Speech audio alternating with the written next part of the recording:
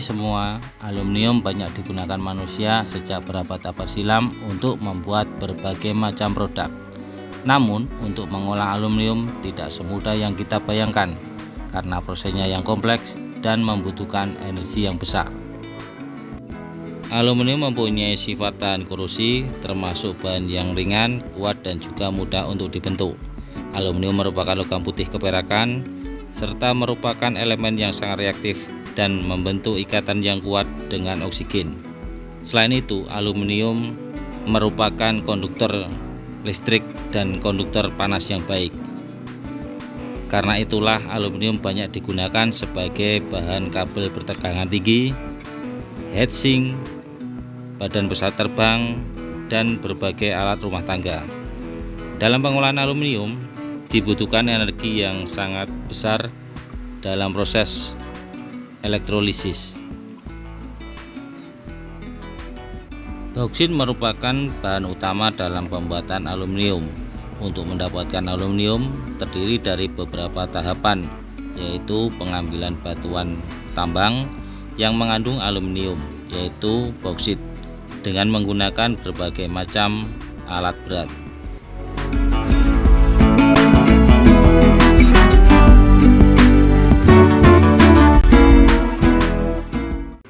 Setelah itu, biji bauksit dibawa ke pencucian untuk proses pemisahan antara lumpur dan biji bauksit.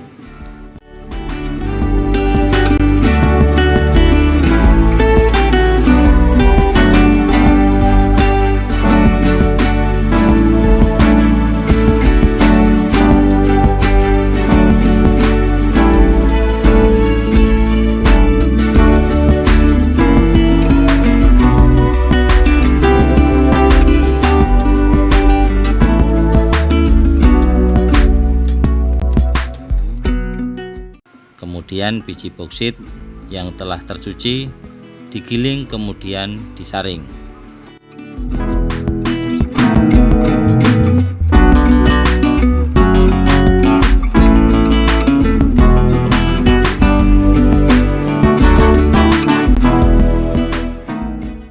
Proses berikutnya adalah bauksit yang telah halus dicampur dengan soda api atau NaOH dan akan menghasilkan bubur yang disalurkan ke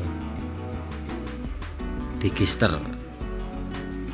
Di dalam digester akan dipanaskan dengan suhu 270 derajat Celcius di bawah tekanan. NaOH akan bereaksi dengan senyawa aluminium dalam bahan bauksit untuk menghasilkan larutan natrium aluminiat, kemudian dialirkan ke tangki pengendapan. Di dalam tangki pengendapan, kotoran yang tidak dapat larut dalam soda api atau NaOH akan mengendap di dasar tangki. Setelah kotoran mengendap, sisa cairan dipompa melalui penyaringan guna menyaring sisa-sisa kotoran halus.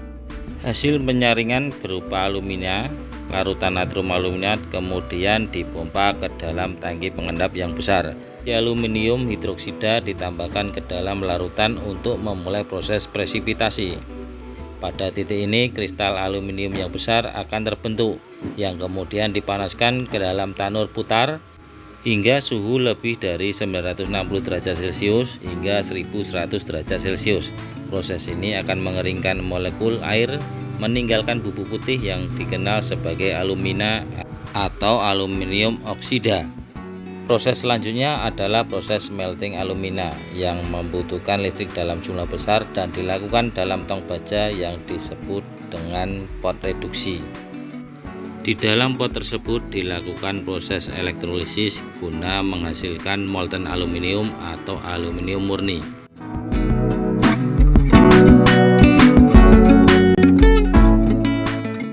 Di dalam pot ini, alumina dilarutkan dengan larutan kreolit. Kemudian energi listrik dengan jumlah yang besar dialirkan melalui anoda melewati alumina menuju katoda di bawahnya yang suhunya mencapai 800 derajat Celcius. Hal ini menyebabkan reaksi reduksi pada alumina di dalam pot sehingga molten aluminium akan terpisah dari alumina dan jatuh ke bawah pot. Selama reduksi ini anoda akan hancur sehingga diganti dengan anoda yang baru, dan anoda yang hancur tersebut akan didaur ulang lagi yang nantinya dapat digunakan untuk proses reduksi lagi. Kemudian selanjutnya molten aluminium dibawa ke proses casting untuk kemudian dilakukan pencetakan.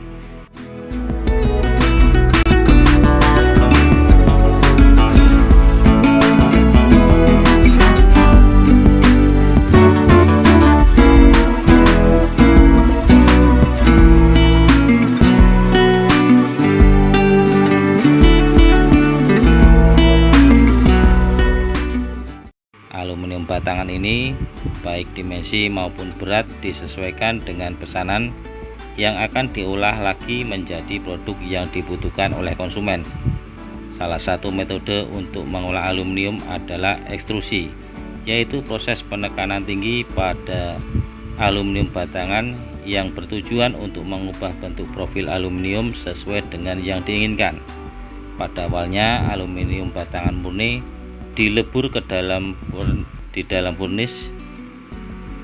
Aluminium murni diberi bahan campuran lain seperti magnesium, silikon, tembaga atau mangan yang bertujuan membuat aluminium alloy yang kuat sesuai dengan yang telah ditentukan. Aluminium alloy dimasukkan ke saringan guna menyaring bahan pengotor yang kemudian dialirkan ke cetakan sesuai bentuk. Demikianlah pengolahan boksit menjadi aluminium yang diambil dari berbagai sumber. Terima kasih.